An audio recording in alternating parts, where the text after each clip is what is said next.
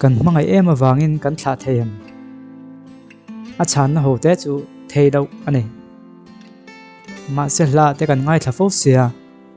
tuna kan play mek po hi chu tiang chu ni box si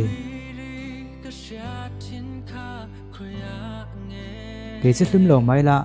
ani hlim chu la tok ani mai kan mangai em awangin a hlim na tu ani phot chuan kalom ti hi a thei tak tak ani anga engtin nge thei dan yang ne mani ma sial tak vek kan nia ani na taka chuan engkim hi ke mani tan kan du laka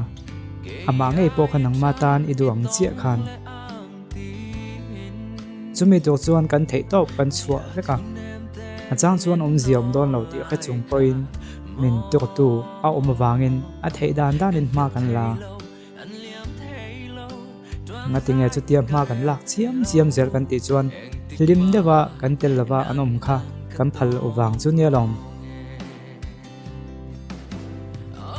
ma se mak ve de mai chu a thok tu a tho to lo chuan an ral ko he dang lam thei to me lo an dang lam thei to lo ti pom tu chuan kan thei to kan chu ve phat nga ya kan thei dan dan kan tin huwa po zia lo ti kan khriat fo to chuan enge local trend de beidon na ni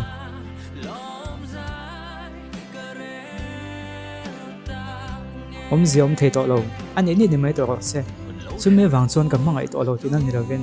mangai mai la engma ke jong ka siam dang lam thei to lo ti kan pom jok ti nan a thin lung khoi dang lam thei train tu kha kan ni to lo ti kan in pom nu chuan a khoi dang lam thei tu hne na kan thla mai ngai to train chu wangin ke chuan kan mangai em awangin kan thla ani ka ti ve thei lawa kan beidon to wang zokin kan thla zok ani